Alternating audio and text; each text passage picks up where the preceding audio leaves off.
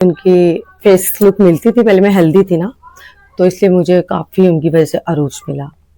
और अब मैं कमज़ोर हो गई हूँ, स्मार्ट हो गई, मतलब मैंने जिम करती हूँ ना मैं, तो अब मैं चाहती हूँ कि मैं इंडियन हीरोइन की तरह आऊँ, अपनी स्मार्टेस्ट पाकिस्तानी जो लड़की नहीं बदनाम हुई। हाँ।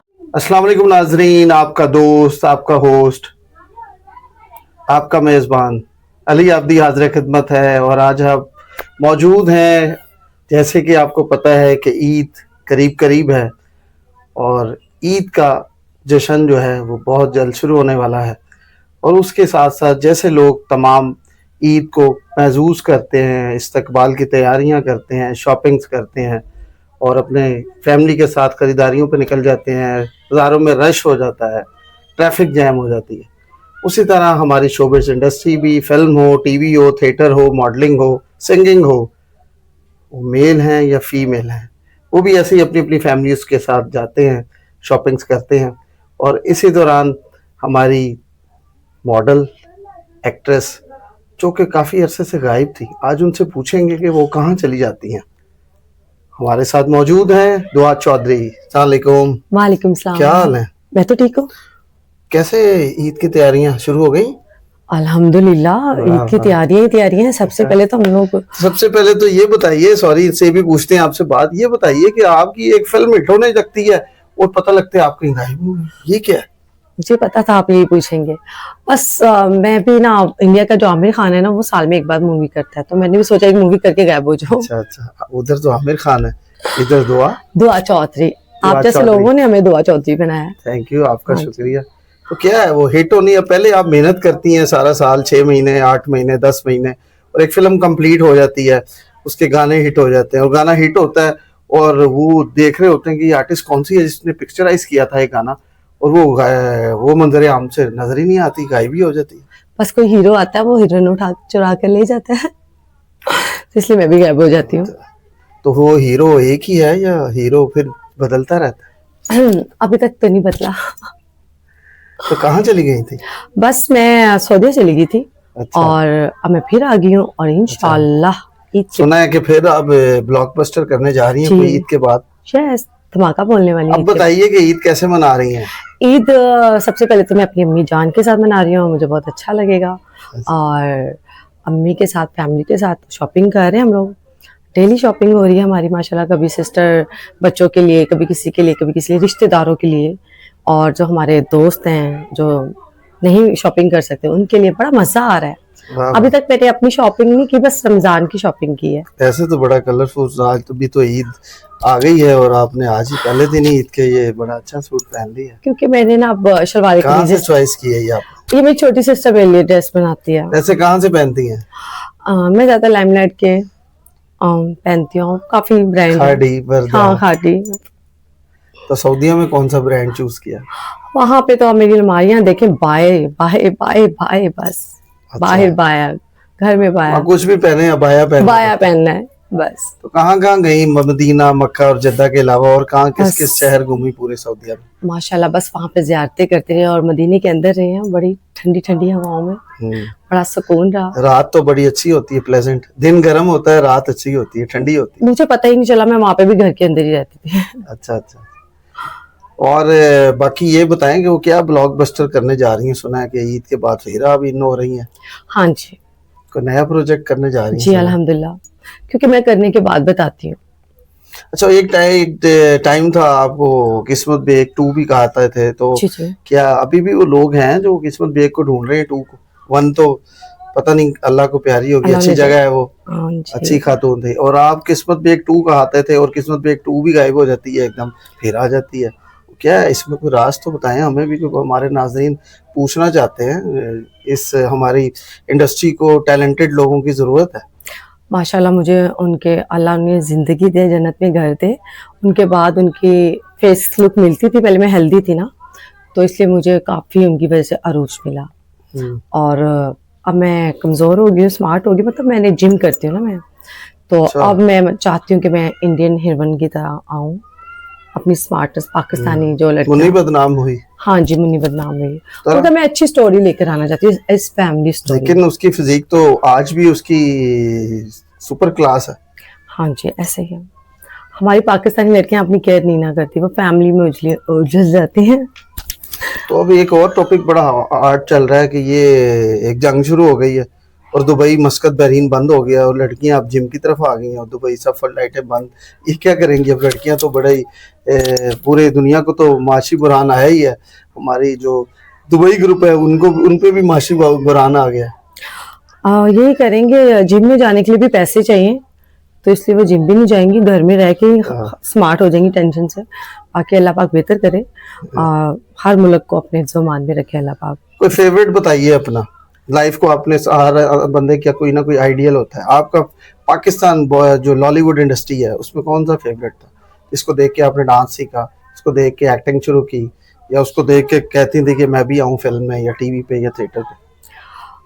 मैं अभी जो सोचती हूँ, जो देखती हूँ, मैंने देखा नहीं था। पहले नंबर तो मैं लड़की को देख के सोचती हूँ, रीमा को, वाह। उनकी फैमिलीज को, उनकी मैं जब भी फेसबुक पे कोई भी पिक्चर देखती हूँ उनके हस्बैंड के साथ, तो मैं कहती हूँ गुड, तो एक्टर भी अच्छी रही और एक वाइफ भी अच्छी रही और एक मदर भी, तो उनके जैसी बनी। तो शान तो अभी भी है, कोई फिल्म नहीं करना चाहेंगी शान के साथ? मैं बहुत ख्वाहिश बड़ा थी सांस लिया क्योंकि मैं छोटे से सोचती थी जब मैं आई तो वो चले गए इसलिए। नहीं, अभी भी वो कमर्शियल्स तो कर रहे हैं। एक फिल्म हाँ। भी की अभी उनकी, भुल्ले पंजाबी फिल्म जो है वो अभी उनकी कंप्लीट हुई है। मुझे ममर अनस जी बहुत पसंद थे, और शान से भी ज्यादा? नहीं, मैंने तब गौर नहीं किया था, मैं बच्ची थी ना चूड़ियों फिल्म में, मगर उनकी तो अपनी ग्रेस है और अगर मुझे फिल्म करने का अगर चांस मिले तो मैं जरूर करूँ उनके साथ। अरबाज के साथ तो आपने फिल्म की है एक? हाँ जी, अल्हम्दुलिल्लाह, बहुत अच्छे एक्टर तो हैं। कुछ अपनी फिल्मों के नाम भी बताएं, नाज़रीन को पता लगे कि कौन कौन सी फिल्म आपकी। कभी प्यार ना करना सबसे पहले मैंने की, उसके बाद मैंने किसके साथ थी कभी प्यार ना करना? मोहम्मद अली के साथ सॉन्ग किया था, तब मैं बहुत छोटी थी। उसके बाद मैंने किया निमगढ़े अरमान निमगढ़े जी, और उसके बाद मैं 2-3 फिल्में साइन की, फिर मैंने शादी कर ली। फिर मतलब कोई मर्द आता है वो करियर। वो तो अरबाज के साथ भी तो आपने फिल्म की थी। हाँ जी, निमगढ़े अरमान उनके साथ मेरी मूवी है, बड़ी अच्छी फैमिलीस्ट मूवी है, और उसमें जंगीर साहब भी हैं और मैं मेन हीरोइन हूँ। और उसके बाद मैंने अभी मलिक याकूब नूर ने भी तो आपको चांस दिया, बुलाया था, और कोई प्रोजेक्ट पे आपने सुना था कि साइन भी कर लिया था आप? हाँ जी, मुझे मतलब सभी अच्छे प्रोड्यूसर, अच्छे डायरेक्टर सब मिले, और मुझे फिल्में भी मिली, काफी फिल्में मिली जो मैंने खुद नहीं की। मैंने शादी कर ली क्योंकि हस्बैंड नहीं अच्छा समझते थे, और फिर वो बाद में खुद भी अच्छा नहीं समझते थे, ना फिल्म करने देते थे ना खुद रहे। तो सिंगिंग में, म्यूजिक में किसको पसंदीदा आपकी गुलकारा? मेरी नसीबो और नूरजहान, तो उनके तो सॉन्ग मैं अभी भी बहुत सुनती हूँ। तो चले कोई सॉन्ग ही एक हमारे नाज़रीन को एक स्टाइल सुना दे, जो पसंदीदा सॉन्ग है, हल्का सा गुनगुना दें ताकि लोगों को पता लगे कि मादाम आज भी हैं। मेरी आवाज तो अच्छी नहीं है, मगर फिर भी थोड़ा सा मुझे उनके बोल, मुझे जो सॉन्ग पसंद है मुझे याद नहीं है। कभी किताबों में फूल रखना, कभी दरख्तों पे नाम लिखना, बस ये सॉन्ग मुझे बहुत पसंद था इसलिए मुझे याद है। और बाकी नसीबों का कोई सुना दें। नसीबों भी आप कह रही हैं, वो भी तो सुपर हिट है। उनके तो सारे ही सॉन्ग अच्छे हैं।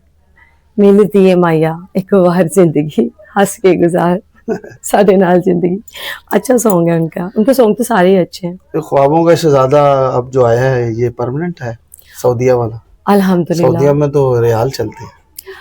मैंने उनके पैसे को नहीं देखा। अच्छा। उनकी मुझे, मैं मदीने में आज उनकी वजह से हूँ, मैं बस इस चीज की रिस्पेक्ट करती हूँ। अच्छा, एक आर्टिस्ट की लाइफ में स्कैंडल्स कितने अहम होते हैं? बहुत। तो आपके तो काफी बने कि नहीं? कितने बने स्कैंडल्स टोटल? थिएटर पे तो आपने बड़ा काम किया। अल्हम्दुलिल्लाह, मैंने बहुत अच्छा काम किया है। किस शहर में किया थिएटर आप? मैंने ज्यादातर लाहौर में काम किया है, और मुझे गुजरावाला किया है मैंने बहुत, भलवाल में बहुत किया है, गुजरात में बहुत किया है, मगर जो मुझे इज्जत हर जगह से मिली, मगर जो मुझे सही नाम और फिल्में मिली हैं वो मुझे लाहौर से। पिंडी हर जगह मुझे मतलब बहुत ज्यादा मतलब डेटे मिलती थी, मैं काम नहीं करती। शेखुपुरे बहुत काम किया, और मैंने जहाँ भी किया मैंने 3 दिन। कौन सा ऐसा प्रोड्यूसर डायरेक्टर था जिसने ख्याल भी रखा और तंग भी किया? ख्याल तो मैं क्या बताऊं आपको, बहुत अच्छे अच्छे प्रोड्यूसर हैं और मैं क्या उनका नाम नहीं लेना चाहती, और जो बुरे हैं उनका भी नाम नहीं लेना ले ले चाहती। नाम ले ले। बुरे जो थे वो बस महफिल के थे, बस महफिल थिएटर के, उनकी वजह से मेरा दिल आवाजार हो गया था ड्रामा से। पीछे लग गए थे आपके, जान नहीं छोड़ रहे थे, या पैसे नहीं देते थे टाइम? पैसे भी टाइम से नहीं, जब औरत मेहनत करती है तो आप उसको खरीदने की कोशिश करते हैं तो फिर औरत शर्मिंदा हो जाती है खुद से, वो मजबूरी से बाहर निकलती है, तो औरत को कोई खरीद नहीं सकता। हमारा जो ये काम है ना, इसमें हमें कोई जबरदस्ती नहीं खरीद सकता, हमारी मर्जी है, बाकी सब अच्छे हैं, खुद अच्छा होना चाहिए बस। वो एक डायलॉग बड़ा मशहूर हुआ था, मेरा जिस्म मेरी मर्जी, उसके बारे में क्या कहेंगे? बिल्कुल नहीं हमारा जिस्म हमारी मर्जी, बिल्कुल नहीं।